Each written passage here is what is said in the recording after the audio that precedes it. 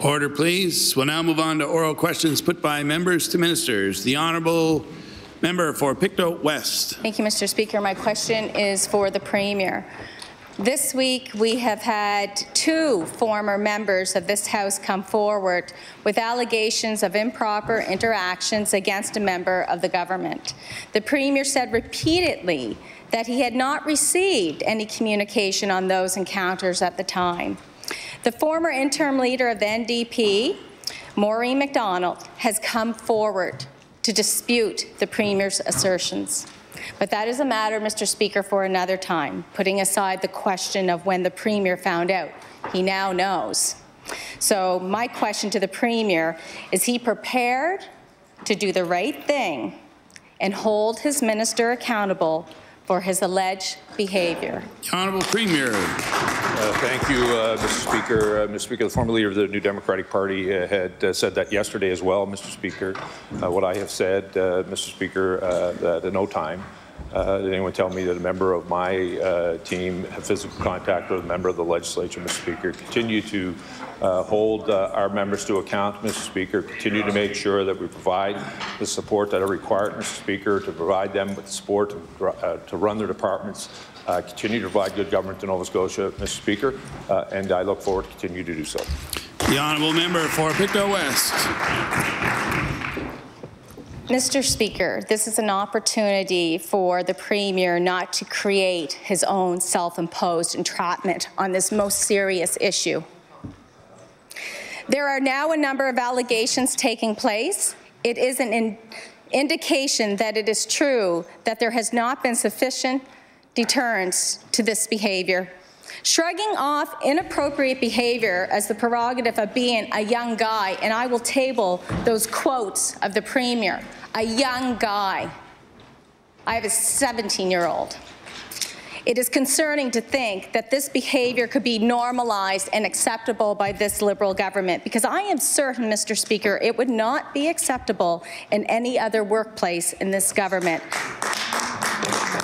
So does the Premier believe that his behaviour should be the model for this government and for the people of our province? Honourable Premier. Thank you, Mr. Speaker. Mr. Speaker, I am very proud, Mr. Speaker, of the work that I've done as Premier of this province, Mr. Speaker.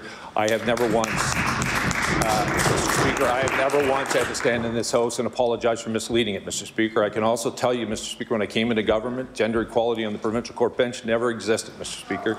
We've appointed 7 to 9, Mr. Speaker. I also want to tell you, Mr. Speaker, when I came into government, Mr. Speaker, when you look at the head of the public services, more than half of them, Mr. Speaker, are women appointed inside of our government. I want to tell you, Mr. Speaker, as long as I've been the Premier of this province, the Deputy Premier of this province has been female, Mr. Speaker, and I continue to listen to women across this province, continue to provide, making sure that their voices are being heard. And at no time, Mr. Speaker, did I dismiss what was brought in, what was the allegations that were brought in on Monday, Mr. Speaker. We continue to look at those, Mr. Speaker. What I said is what I knew, Mr. Speaker, and what part of those that reflected to me, Mr. Speaker, I responded to in a truthful way. The Honourable House Leader for the New Democratic Party. Mr. Speaker, my question is for the Premier. When asked about recent allegations made against the member for Yarmouth, the Premier said that at no time had anyone raised with him the issue of a member of his caucus physically touching any member of the opposition, and we heard him say it again just now. There are conflicting accounts on that point. Mr. Speaker, the Nova Scotia House of Assembly policy on the prevention and resolution of harassment in the workplace definition of harassment includes any behaviour, act, conduct, or comment directed at and offensive to another person. Mr. Speaker, will the Premier acknowledge that the allegations made against the member for Yarmouth describe instances of harassment as described by that policy? The Honourable Premier. Mr. Speaker, I want to thank the Honourable Member for the question. Mr. Speaker, it continued, as I said, the allegations that were brought to me, Mr. Speaker, on Monday. I responded to those. I encouraged all members of this House, Mr. Speaker, in any workplace, Mr. Speaker, if they are feeling harassed in their workplace, Mr. Speaker, they should go directly to the people that they're supervisors, Mr. Speaker. In this House, Mr. Speaker, that would be you. The Honourable House Leader for the New Democratic Party. Mr. Speaker, it is the Premier who sets the tone for the government, and on behalf of our caucus, I want to express concern for the tone that the Premier is setting. It is unacceptable that the Premier has categorized allegations of a cabinet minister being berated and pushed as enthusiasm. It is irresponsible to have excused this as the behaviour of young guys. We have a responsibility to use our positions of power to set a much higher standard. Mr. Speaker, will the Premier apologize for his dismissive comments and failure to take appropriate action in response to the serious allegations made against the member for Yarmouth? The Honourable Premier. Mr. Speaker, I completely disagree with the premise of our question, Mr. Speaker, and those that are associated with the words that I said yesterday. At no time did anyone agree, or did I say that at any point that a member of my caucus pushed or touched anyone, Mr. Speaker. I said very to the contrary, they did not. What I was referring to in this House, Mr. Speaker, and all members, sat on this side and that side, Mr. Speaker. I've had members of the opposition on both parties yelling in this chamber, Mr. Speaker, what I've said in this thing, the actions that happened inside of the chamber, and I said the member from Yarmouth, oftentimes I'm reminded that what happens on the floor of this legislature needs to remain on the floor of this legislature, Mr. Speaker. The tone matters. I continue to talk about tone, not only of my own, all members of this House, and I encourage all members to reflect on their own tone inside of this chamber and outside. The Honourable Member for Queens Shelburne. Thank you, Mr. Speaker. My question is to the Premier. As the leader of the province, does the Premier respect and realize that it takes tremendous courage to speak up? Does the Premier realize how harmful it is to dismiss these courageous women and insinuate alternative motives to those willing to speak up? My question is, how can the Premier simply shrug his shoulders and dismiss the concerns of these powerful women that have stepped up? The Honourable Premier. Thank you, Mr. Speaker. Mr. Speaker, I completely disagree with the question, Mr. Speaker. The fact of the matter, I didn't dismiss them, Mr. Speaker. I continued to look at what I said was, Mr. Speaker, that parts of that letters that pertain to me, Mr. Speaker, I said did not happen. Did no one contacted me and told me that someone in my caucus physically had contact with any member of this House. That's exactly what I said. But, Mr. Speaker, I took those issues seriously. I had, and I went and looked through the records that are in my office here as the Premier of the province, as well as in my constituency office, Mr. Speaker. At no time could I find correspondence from either one of the former members or those that were leading their party at any particular time, Mr. Speaker. What I will continue to do is to make sure, Mr. Speaker, that we continue to take the issue of domestic violence and violence in general seriously, Mr. Speaker. Is why we continue to be the only party that's put together a strategy on how we deal with this issue, Mr. Speaker, that not only is unacceptable in this workplace, Mr. Speaker, physical violence is unacceptable in our own homes, Mr. Speaker. The Honourable Member for Queens Shelburne. Does the Premier realize his dismissive actions and implying that the character of these women should be questioned has given social media warriors motivation to lash out? My question is, does the Premier really think that these women didn't do a lot of soul searching before coming forward, probably worrying about social media reaction? We now know the allegations. Will the Premier please take these allegations seriously? The Honourable Premier. Thank you, Mr. Speaker. I want to tell the Honourable Member again, Mr. Speaker, I took these the letters very seriously that were sent to you and CC to me and two other leaders of this party, the other two caucuses here, Mr. Speaker. What I can tell you is part of those letters that refer to me being told, Mr. Speaker, at no time was I told that a member of our caucus had touched any member of this House, Mr. Speaker. At the same time, Mr. Speaker, I went through and looked at correspondence that was in my office here as the Premier of the province, as well as my constituency office, Mr. Speaker, to find out whether or not I'd been contacted and did a search, Mr. Speaker, and there was none. The Honourable Leader of the New Democratic Party. My question, Mr. Speaker, is for the Premier. Yesterday, the NSGEU released a survey on the work lives of nurses, and the results were troubling. 84% of nurses surveyed said they have experienced physical or verbal threats or acts of abuse from those they care for in the last 5 years. 35% have sustained injuries at work over the same 5-year period, and only 12% said that they feel safe at work. Will the Premier agree, as nurses have requested, to establish a working group that includes union reps, government officials, and NSHA management to identify immediate steps to improve hospital safety in Nova Scotia? The Honourable Premier. Mr. Speaker, I want to thank the Honourable for the question. Mr. Speaker, the survey I saw today, it came out 32% of the nurses responded to that survey. The numbers when it comes to challenges at workplace are certainly concerning, Mr. Speaker, alarming. He would also know situations that happen in other hospitals where we worked with the NSNU, Mr. Speaker, to do that exact thing. How do we make a workplace safer? How do we continue to make sure not only from the clients that are in there, Mr. Speaker, but those of us who present ourselves as we walk into either no patients or an emergency room. We'll continue to work with our partners so that we can address the very concerns that the survey had raised. The Honourable Leader of the New Democratic Party. A key focus of the nurses' concern is the inadequate complement of nurses on the floors of the hospitals of the province. 92% of nurses say that their workload in the last 5 years has increased, and 85% say that they work short in their unit at least once every week.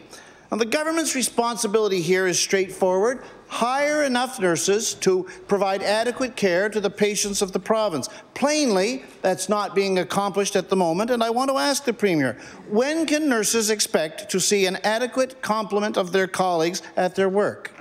The Honourable Premier. Thank you, Mr. Speaker. We will continue, Mr. Speaker, to hire nurses across our province. The Honourable Member will know almost all of our nursing graduates get job offers within inside of our province, providing them with the opportunity. He would also know, Mr. Speaker, that the physical infrastructure is an important part of that. This survey would deal with a lot of nurses in the capital region. He would know the challenges faced at the QE2. He would remember that from his time in government, Mr. Speaker. But unlike what happened then, we're not ignoring the fact. We're continuing to invest in our healthcare infrastructure to improve the environment where our nurses and healthcare teams are working in. We're going to continue to do that as we continue to make sure we have the appropriate number of healthcare providers in those facilities. The Honourable Leader of the New Democratic Party. I would hope that the Premier has registered some alarm that 93% of nurses surveyed said that they feel patients are being put at risk due to nurses working short. They cite an increased number of patients falling because there are insufficient numbers of nurses to provide the one-on-one care that's needed. They speak about increased numbers of bed sores because nurses don't have time to provide the care that's needed. They also speak about missed medications, late medications, medications in error. In the last 6 months, 69% said that they had witnessed themselves what they called a near miss or an adverse event at work. Mr. Speaker, the NSGEU has invited the Premier to job shadow a nurse to improve his understanding. I think he should take them up on it. Will he? The Honourable Premier. Thank you, Mr. Speaker. Mr. Speaker, I want to thank all those nurses across our province that continue day in, day out to provide supports to our families. I want to provide those healthcare teams that are working with them to continue to ensure that we are able to provide care for those Nova Scotians who require our support. I also want to say to them, we'll continue to make the investments in your workplace and physical infrastructure that is long overdue. Quite frankly, I, like them, share the fact that much of this physical infrastructure should have been improved a decade ago, but it wasn't. We'll continue to work with them, and at the same time, we'll continue to work with their representatives to ensure that we have the right complement of healthcare professionals in those facilities. The Honourable Leader of the Official Opposition. Thank you, Mr. Speaker. Yesterday, the NSGEU released survey results that raise real concerns about working conditions at our hospitals. 93% of nurses responding to the survey felt that they have been having to work short 85% of the time, and that working short was putting patient safety at risk. That's a frightening number of nurses who report that inadequate healthcare resources are having serious impacts on patient care. Mr. Speaker, this is happening right now. I know the Premier likes to talk about physical infrastructure investments that will take place years from now, but where is the urgency to make sure that our hospitals are properly staffed today and tomorrow so that our nurses can feel safe at work and feel that patient safety is not at risk? The Honourable Premier. Speaker, again, I want to thank the Honourable for the question, Mr. Speaker. I want to assure all Nova Scotians, Mr. Speaker, inside of our facilities across this province, Mr. Speaker, they will get world-class care. I want to thank those who are providing it, Mr. Speaker. As the Honourable Member would know, Mr. Speaker, it was about 15, 16 months ago with the NSNU, we looked at the very issue of security in and around facilities, nurses feeling threatened at those facilities. Mr. Speaker, we'll continue to work with our partners. We will continue to do so. But he should not dismiss the fact that the facilities in this province have been allowed to decay, Mr. Speaker, and they require a major investment. One of the things we hear from our support teams across the province is that the physical work environment needs to be improved. At the same time, it will continue to hire those professionals to be able to work in that facility. The Honourable Leader of the Official Opposition. Mr. Speaker, it's very kind of the Premier to acknowledge the quality of the professionals we have working in our healthcare system. They are tremendous people doing the best they can. And it is nice to acknowledge that, but what is even better, Mr. Speaker, is if we had a government that would support them by properly resourcing our hospitals. 69% of nurses in this survey reported a near-miss event at work, And that's only in the last 6 months, Mr. Speaker. Nurses were asked if they felt safe at work. They were asked if they felt safe at work, and only 12% could say that they felt safe at work. That is a problem. That is a terrible indictment of the employer. The employer is the Premier of this province and this government, Mr. Speaker. What is the Premier's plan to make sure that nurses can go to work, feel safe, and only have to worry about getting the job done? The Honourable Premier. Mr. Speaker, the Honourable Member misquoted me, Mr. Speaker. I was talking about not only the quality of the people that work in that facility, Mr. Speaker, but I was also talking about the quality of care that Nova Scotians receive when they go into these facilities, Mr. Speaker. Unlike him, I believe we have world-class healthcare facilities in this province, world-class healthcare providers, and when you get into the system, Mr. Speaker, you get world-class care. Nova Scotians have continued to tell us that. What he has to acknowledge, Mr. Speaker, is that the physical infrastructure has caused challenges for those who are working inside of our facility. We've listened to them, Mr. Speaker. We continue to make those investments. We will continue to do so. Same time yesterday in question period, Mr. Speaker, I said we'll be working with our partners and to deal with offload time, other ways to continue to improve the system. And we will continue to do that, Mr. Speaker, at the same time, Mr. Speaker, that Nova Scotians are receiving world-class quality care in Nova Scotia. The Honourable Leader of the Official Opposition. Mr. Speaker, 84% of nurses responded that they'd experienced physical or verbal threats or acts of abuse or violence in the workplace. That's a staggering number, Mr. Speaker, 84%. We're 6 years into this Liberal government, and it might be convenient to blame prior governments, but at some point, this government, this Liberal government, needs to look in the mirror and accept that we are where we are in healthcare because of where this government steered us, Mr. Speaker, and it's time for some proper changes. Is the Premier taking the concerns of the nurses seriously? Is he dismissing them? And is he prepared to talk about real and enforced patient-to-nurse ratios in our hospitals? The Honourable Premier. Mr. Speaker, we've, as a government, has always taken the concerns that nurses have brought to us, Mr. Speaker, seriously. We'll continue to do so. As I said, we received this survey today.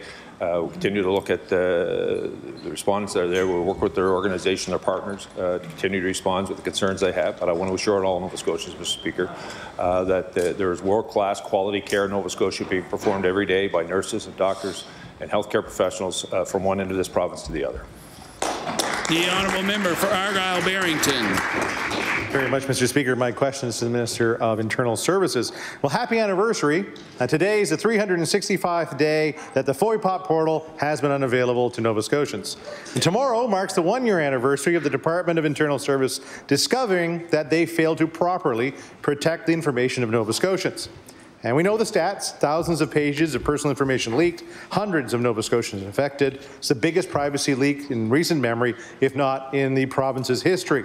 Not a standard that most Nova Scotians would expect around a critical failure in the workplace.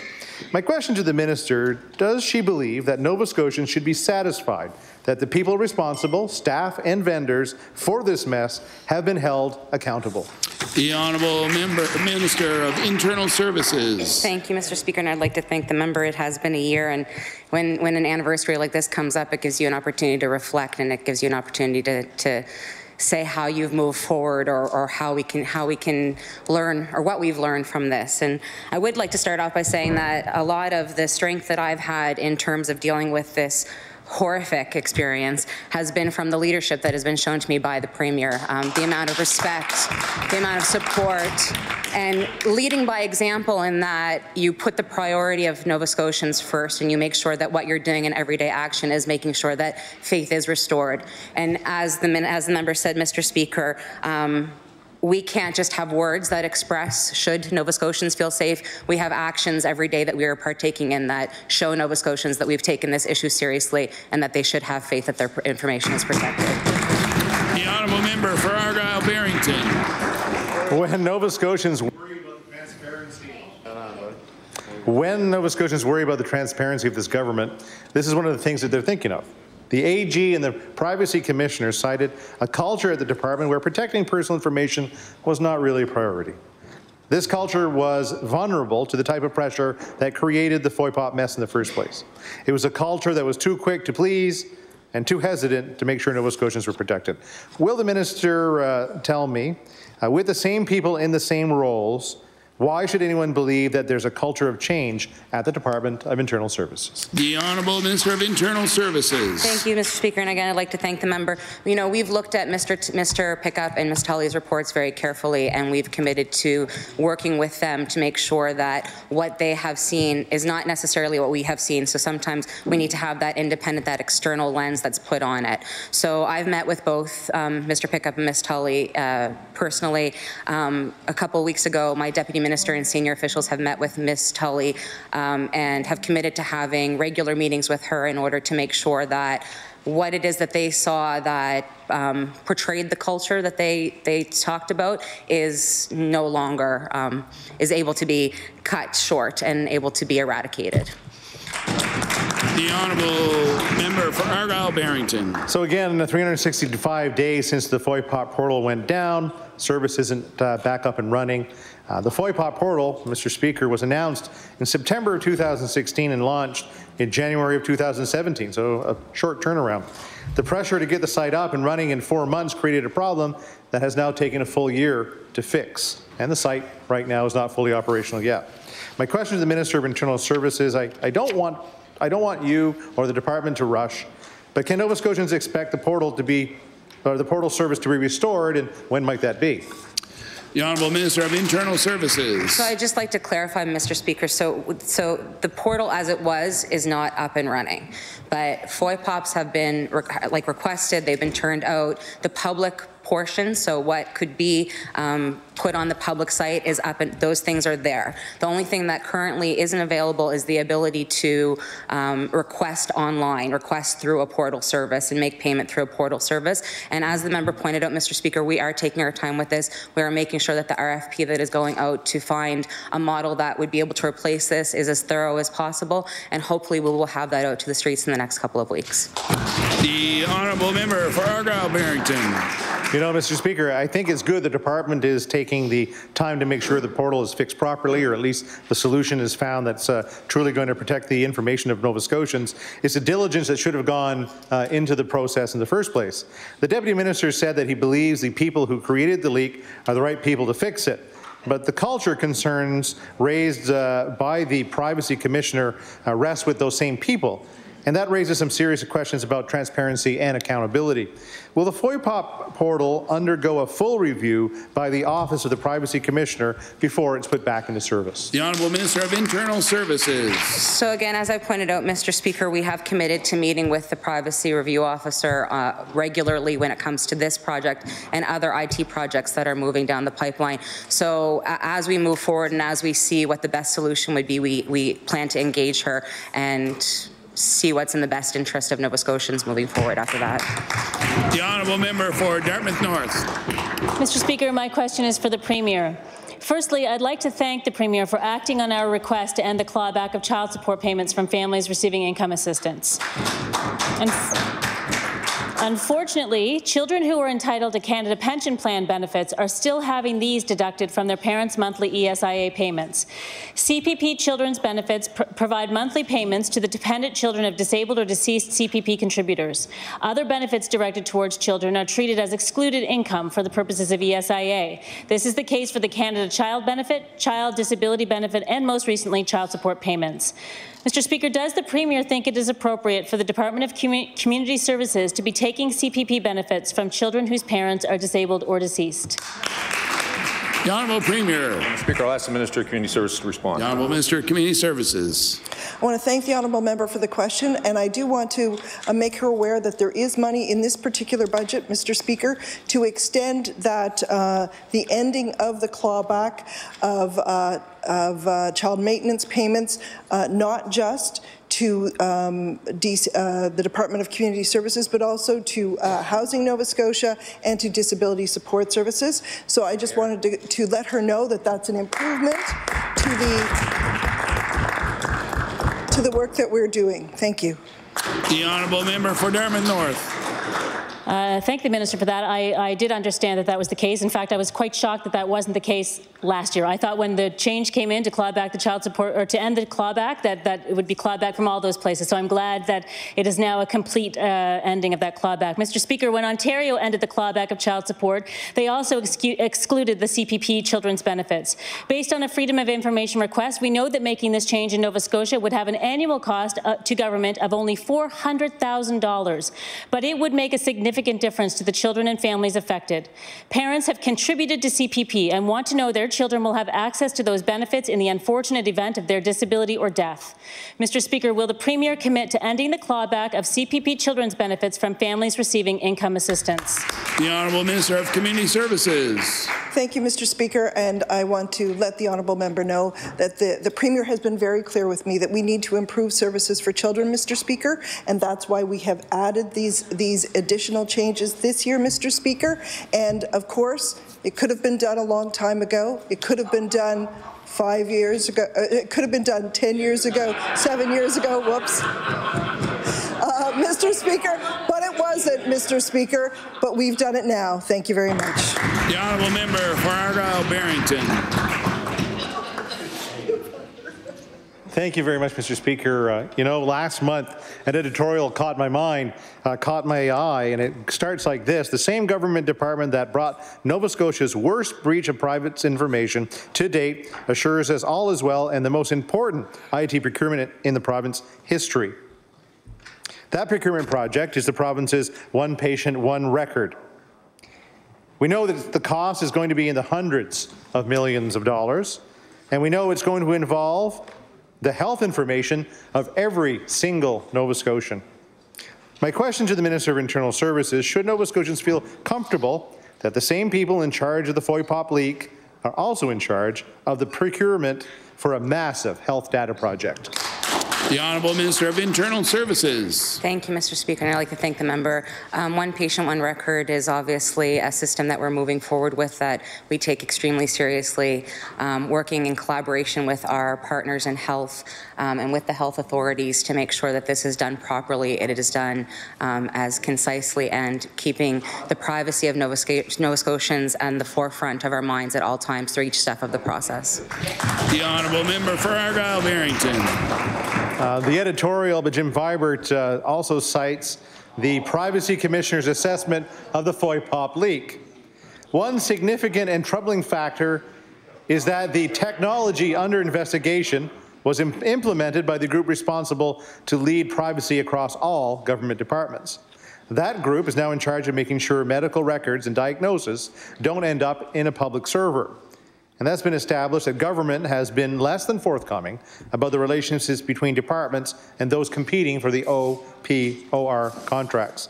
My question to the Minister, given the transparency issues and serious risks involved in this project, Would it not make sense to put a different team in charge of this special implementation? The Honourable Minister of Internal Services. Thank you, Mr. Speaker, and thanks to the member as well for the question.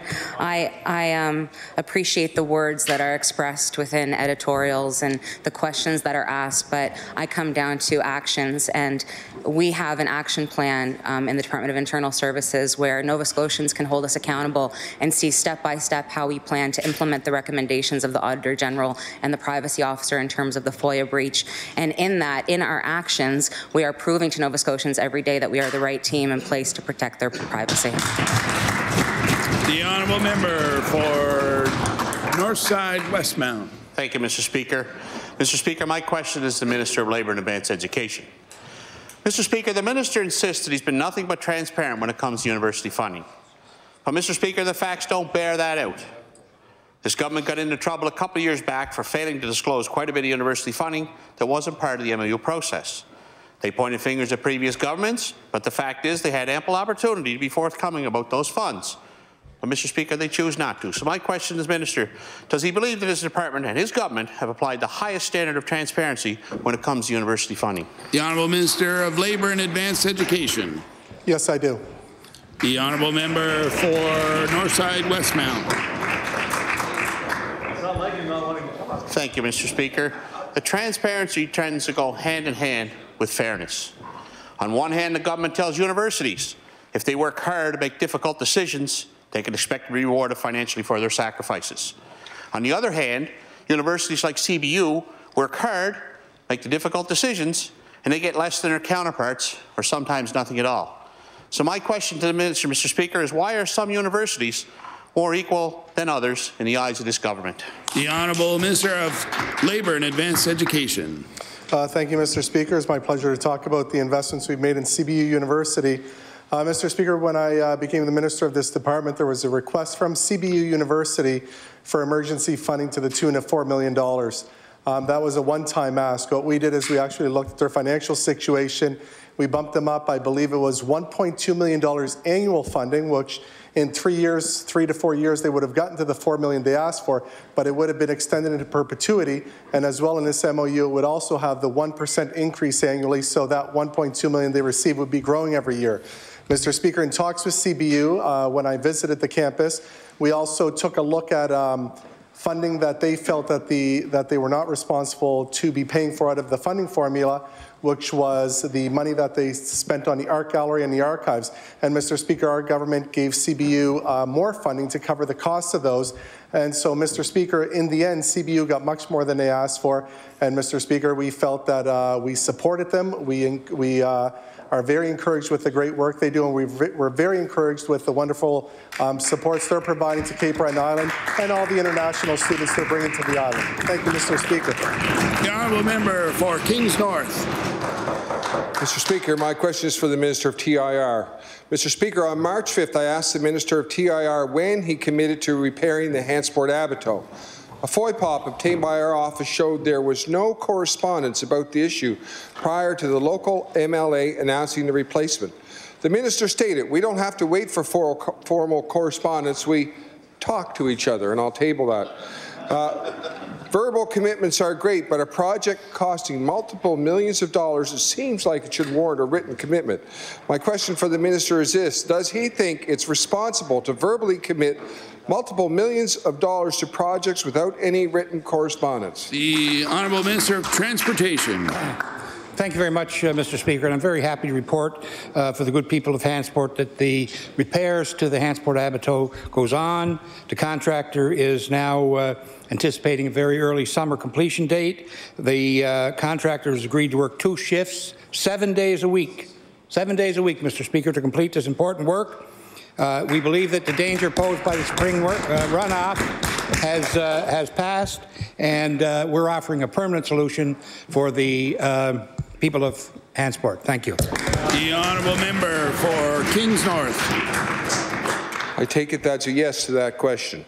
Mr. Speaker, verbal agreements can cause problems. Sometimes things get left out, like doors on an Abateau. Or maybe one person says an Abateau, another person hears box culvert. If you write it down, you can go back and check, but I guess verbal agreements aren't subject to FOIPOP. Meanwhile, Hansport residents are a little foggy on what structure they're getting. So my question for the minister is this: will the structure protect all the private land, the ball fields and the cemetery that the old Abateau protected, or will it only protect the government assets? The Honourable Minister of Transportation. I'd remind the member, Mr. Speaker, that the government assets do belong to the great people of Hansport and all the citizens of Nova Scotia. And it is our job to make sure that those assets, including all the community assets that have been threatened in that area, are looked after by this repair. Thank you. The Honourable Member for Queens Shelburne. Thank you, Mr. Speaker. My question is to the Minister of Education. When I was assigned the role of education critic, I was interested in learning the specific stats around bullying and cyberbullying in the province. Our office filed a FOIPOP and we were given some generic numbers with little to no context and no regional breakdown. We were informed that if we wanted to see a regional breakdown, we would have to contact each education centre separately and make a request. My question for the Minister of Education is, does the Minister believe that transparency is served when it's so difficult to get a handle on regional bullying statistics? The Honourable Minister of Education. Thank you very much, Mr. Speaker. I know that I did share the provincial statistics with the member opposite. The positive news in that is that we are seeing declining reported incidents around bullying and cyberbullying, and if the member does need some assistance collecting that regional data, that's definitely something that we can assist with. The Honourable Member for Queens Shelburne. Thank you, Mr. Speaker. I do appreciate the response to the Minister. He did share those provincial statistics with me, which is just a broad number. The government loves to talk about its open data portal, but they're pretty selective about which data is open. Considering bullying and cyberbullying impact everyone in some way, and the Department of Education has an anti-bullying coordinator on staff, I anticipated these statistics to be widely available.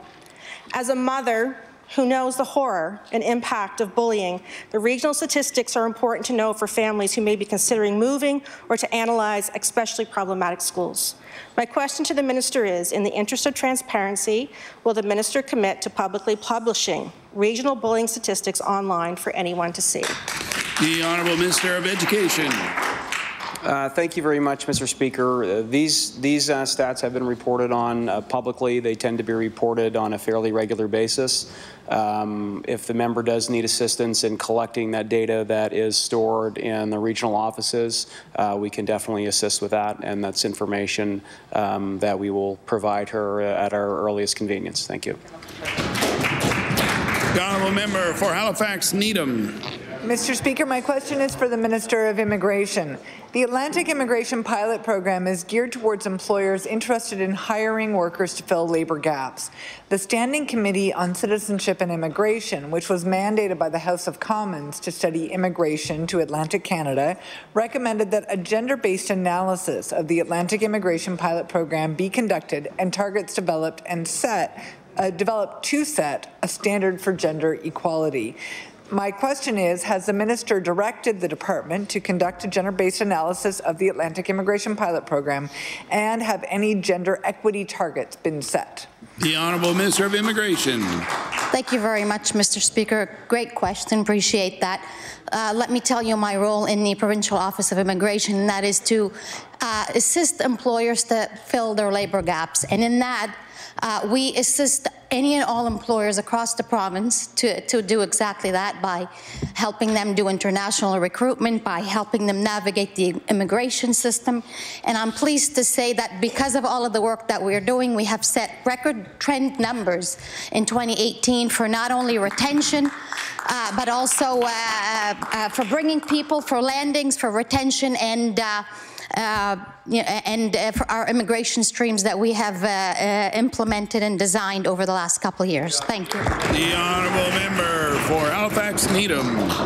Mr. Speaker, employment challenges, and particularly underemployment faced by spouses, are a significant factor influencing immigrant retention. A recent article by a research associate at the Conference Board of Canada's National Immigration Centre pointed out that immigrant women are particularly affected by the lack of accessible, affordable childcare, which influences their ability to enter the workforce. They are more likely to have lower wages and work on-call, casual, and informal jobs outside of 9 to 5 hours. Mr. Speaker, does the minister agree that increasing immigrant retention requires a universal system of affordable childcare that accommodates varying work schedules? The Honourable Minister of Immigration. Thank you very much, Mr. Speaker. I'm sure the members that were here today saw the wonderful two representatives that attended from the YMCA, Y-Reach workers, and that is exactly what we are doing provincially in this office. That is, we are working with excellent settlement partners across the province from one end to the other to not only help the newcomers, the candidates that are coming, but also their spouses, their partners, and their children in integrating them with language requirements, with jobs, with training, with everything else. And due to that, we have seen our retention levels increase from 38%, 48% to now 71%, the highest in the region. Thank you.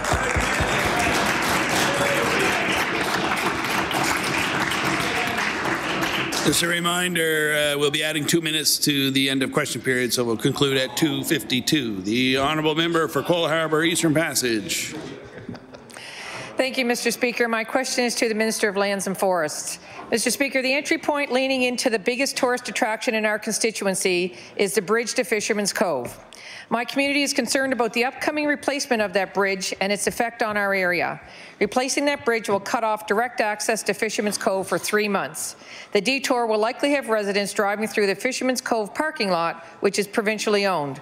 My question for the minister is, because the parking lot is already gravel and also very uneven, will the minister agree to paving it, especially in light of the increased traffic we are expecting?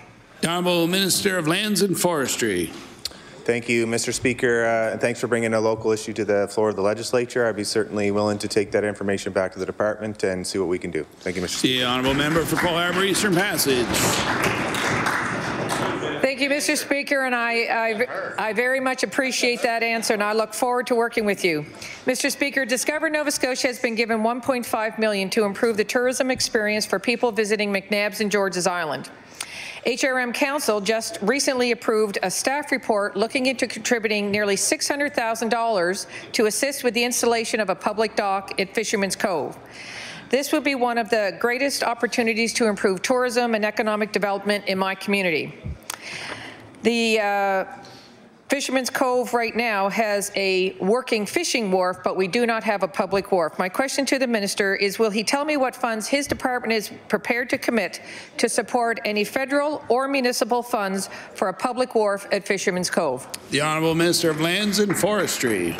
Thank you, Mr. Speaker. Certainly an important question and a good idea to bring forward. We'll take it back. I know I've met with the group that is engaged with the McNabbs Island, and we have George's Island. Tourism Nova Scotia is going forward with a good initiative to drive tourism to that part of the province. For 3 years in a row, we've broken tourism numbers in the province, so we'll continue to work on our initiatives with the federal government. I know there is significant funds being put forward for that area, for Peggy's Cove and areas up towards Cape Split. I look forward to working with the member and those groups to work forward with those initiatives. Thank you, Mr. Speaker.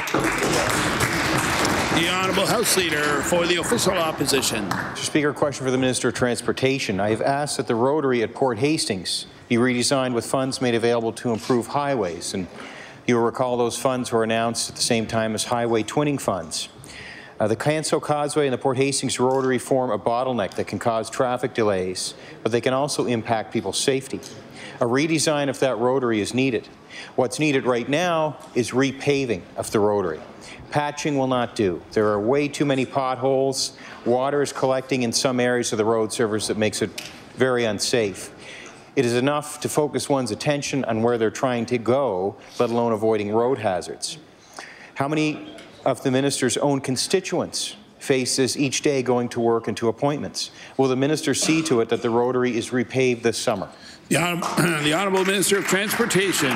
Thank you, Mr. Speaker. We're awaiting the opening of the paving plants across the province. We're expecting that shortly. The first one will open in the Halifax region. And as we ramp up for our summer paving program, they will open in other parts of the province. And we expect to have a robust patching plan in place for all our highways, including the rotary, upcoming. The Honourable House Leader for the Official Opposition. Mr. Speaker, patching is not going to be good enough in this instance. It needs repaving. It's about 1 kilometre of some of the most travelled road in the province.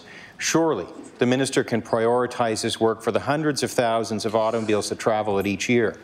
And what kind of message does it send to visitors to Cape Breton Island when the government doesn't care that a major point of navigation is littered with road hazards? How many of the minister's own constituents, I say again, are travelling this road every day? Why is the minister failing to make these improvements a priority for both safety and for tourism? The Honourable Minister of Transportation. Mr. Speaker, as we know, the section of road that he's talking about, the Causeway Rotary, has been in place for many, many years and is indeed a heavily travelled part of the province and an extremely important link to Cape Breton from the mainland and from Cape Breton to the mainland. The science behind the roundabouts has changed. We are studying that intensively now to see what a long-term solution would be there. And in the meantime, we're going to take corrective measures to make sure that the Rotary continues to be a safe place for travel from all constituencies to navigate that area. Thank you. The Honourable Member for Pictou Centre. Mr. Speaker, my question is for the Minister responsible for WCB. Mr. Speaker, if there's any case history of the perfect example of the benefit of the doubt clause of the WCB Act, Darrell McKinnon of Pictou County is that perfect case. I brought this issue to this floor last spring and in the fall, and the Minister has been sympathetic when we discussed this issue. However, there's absolutely something wrong when a medically untrained WCB caseworker will not accept medical evidence provided from more than one of our province's distinguished medical specialists. The Act states clearly that when there is doubt in evidence, evenly presented, the benefit of the doubt is to go to the injured worker. Well, not in this case, Mr. Speaker. My question to the Minister, is he familiar with the benefit of the doubt clause within the Act? The Honourable Minister of Labour. Thank you, Mr. Speaker. I am familiar with the case the member brings forward to the legislature, which he's done on other occasions. Mr. Speaker, I've communicated to the member of the appeal process in WCB and what the appeal process is, and I would encourage the individual to go through that process. There's also a Pictou advocacy work group that is funded by the Department of LAE, which will help individuals go through an appeal process as well, and that is the proper process. In WCB, there's no political interference, and we do not make decisions as we're not medical professionals. Thank you, Mr. Speaker. The Honourable Member for Pictou Centre. Mr. Speaker, he's gone through all the appeal process. He's been through every office in this province, and I'll have stats next week dealing with the appeal process and the backlog that we have in this province. Mr. Speaker, we have medical professionals and lawyers that have studied Mr. McKinnon's case, and they have concluded that he should definitely receive his rightful compensation benefits. Once again, it was requested that he provide additional information. He contacted 2 medical specialists for further reports. A few months later, he received a letter that he was denied. I am sure these specialists are frustrated and that their findings are once again rejected. Unfortunately, WCB decision makers are not held accountable for their decisions. If they were following the Act presented to them, Mr. Speaker, by the government, we would not need additional layers of bureaucrats weaving their way through appeal after appeal. My question to the Minister, what has to happen that will allow this Nova Scotia resident to receive his compensation for loss of income, health care expenses and costs incurred by his injuries? The Honourable Minister of Labour. Mr. Speaker, I would communicate to the member that it's again what we had spoken about before, which is to go through the appeal process. And Mr. Speaker, that's laid out. If the member would like the information, I'm more than happy to provide it to him. The Honourable Leader of the Official Opposition. Thank you, Mr. Speaker. My question for the Minister of Transportation. The Highway 104 will be twinned, Mr. Speaker, and that's great news, and it's going to save lives. But the new highway won't have an exit between Sutherland's River and Barney's River. That's 21.5 kilometers, Mr. Speaker. That's 72% longer than the average distance between all highway exits. Right now we have an exit 27 and an exit 29, but no exit 28. So my question for the minister is the minister aware of the community's requests that the new highway, the new twinned highway, include an exit 28 between Barney's River and Sutherland's River? The Honourable Minister of Transportation. Thank you, Mr. Speaker, and thank the member opposite for the question. And yes, we are aware of the request and are taking the request into consideration at the present time. Thank you. The Honourable Leader of the Official Opposition. Thank you, Mr. Speaker. The position of the community is if you're going to do it right. Do it right.